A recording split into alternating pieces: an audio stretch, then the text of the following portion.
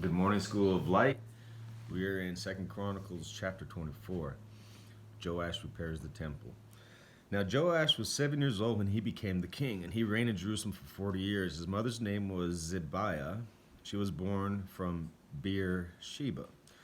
Joash did what was right in the eyes of the Lord all the years of Jehoiada the priest. Jehoiada chose 2 wives for him, and he had sons and daughters. Sometime later, Joash decided to restore the temple of the Lord. He called together the priests and the Levites and said to them, "Go to the towns of Judah and collect the money due annually from all of Israel to repair the temple of your God. Do it now." But the Levites did not act at once. Therefore the king summoned Jehoiada the chief priest and said to him, "Why haven't you required the Levites to bring in from Judah and Jerusalem the tax imposed by Moses, the servant of the Lord, and by the assembly of Israel for the tent of the testimony?" Now the sons of that wicked woman, Athaliah, had broken into the temple of God and had used even its sacred objects for the Baals. At the king's command, a chest was made and placed outside at the gate of the temple of the Lord. A proclamation was then issued in Judah and Jerusalem that they should bring to the Lord the tax that Moses, the servant of God, had required of Israel in the desert. All the officials and all the people brought their contributions gladly, dropping them into the chest until it was full. Whenever the chest was brought in by the Levites to the king's officials, and they saw that there was a large amount of money, the royal secretary and the officer of the chief priest would come and empty the chest and carry it back to its place. They did this regularly and collected a great amount of money. The king and Jehoiada gave it to the men who carried out the work required for the temple of the Lord. They hired masons and carpenters to restore the Lord's temple, and also workers in iron and bronze to repair the temple.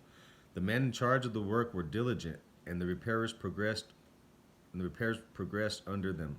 They rebuilt the temple of God according to its original design and reinforced it. When they had finished, they brought the rest of the money to the king and Jehoiada, and with it were made the articles of the Lord's temple, articles for service and for the burnt offerings, also dishes and other objects of gold and silver. As long as Jehoiada lived, burnt offerings were presented continually in the temple of the Lord. Prayers. Now Jehoiada was an old man, full of years, and he died at the age of 130. He was buried with the kings in the city of David because of the good he had done in Israel and for God and his temple.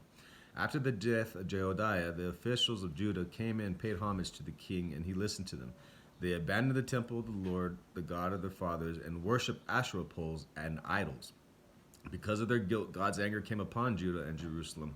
Although the Lord sent prophets to the people to bring them back to him, and though they testified against them, they would not listen. Then the Spirit of God came upon Zechariah, the son of Jehoiada, the priest. He stood before the people and said, "This is what God says. Why do you disobey the Lord's commands? You will not prosper because you have forsaken the Lord. He has forsaken you." But they plotted against him, and by order of the king, they stoned him to death in the courtyard of the Lord's temple.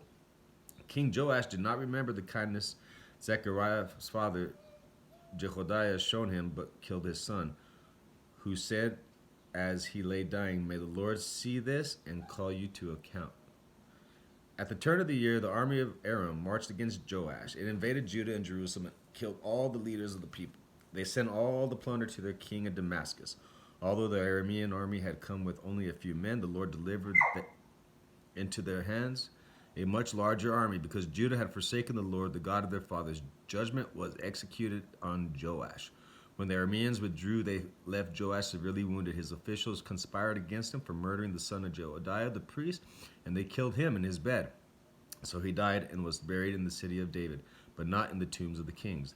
Those who conspired against him were Zabad, the son of Shemaiah, and an Ammonite woman, and Jehozabad, son of Shimrith, a Moabite woman. The account of his sons, the many prophecies about him, and the record of the restoration of the temple of God are written in the annotations on the book of the kings. And Amaziah, his son, succeeded him as king. God bless. If you want some Bible studies, let me know. We got them for you. God bless.